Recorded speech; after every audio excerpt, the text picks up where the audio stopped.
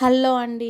Easy and టేస్టీగా 5 నిమిషాలలో మంచిగా హోటల్ స్టైల్ గోకరకాయ ఎగ్ కర్రీ రెడీ అయిపోతుందండి. అది ఏ విధంగా చేసుకోవాలో మనము చూద్దాము. దానికంటే ముందు అందరు ఎలా ఉన్నారండి? నేనైతే చాలా బాగున్నాను. మీరు కూడా బాగుండాలనే కోరుకుంటున్నాను. కొత్తగా మన ఛానల్ని ఎవరైనా చూస్తున్నట్టయితే సబ్స్క్రైబ్ చేసుకొని ఖచ్చితంగా లైక్ చేయండి.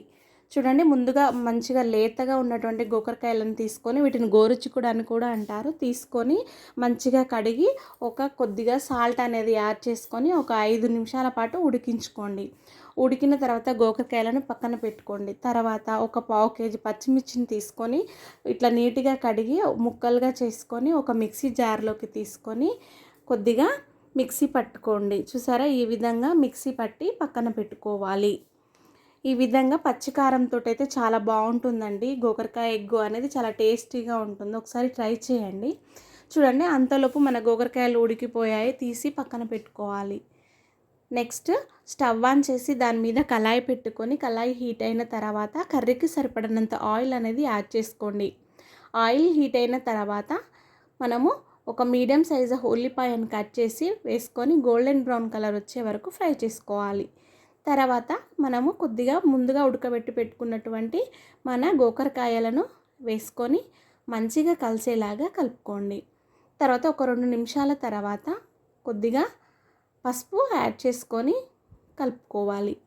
ఈ విధంగా పసుపు యాడ్ చేసుకున్న ఒక 2 మినిట్స్ తర్వాత కొద్దిగా మనము ముందుగా మిక్సీ పట్టి పెట్టుకున్నటువంటి పచ్చిమిర్చి కారాన్ని వేసి మంచిగా కలిసేలాగా కలపండి. ఈ విధంగా కూడా మొత్తం వాటర్ అంతా ఇంకిపోయే వరకు కలుపుకోవాలి.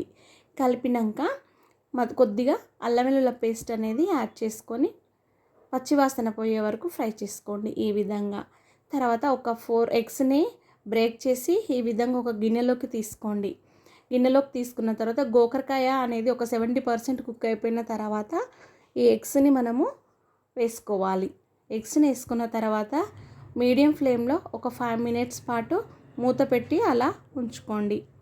ఈ విధంగా మూత పెట్టి వదిలేసిన తర్వాత 5 మినిట్స్కి ఈ విధంగా నెక్స్ట్ వైపు ఎగ్స్ని టర్న్ చేసుకొని మంచిగా ఉడికిపోయే వరకు మళ్ళీ ఒక 3 నుంచి 2 మినిట్స్ అట్లా మూత పెట్టుకొని ఉంచుకోండి.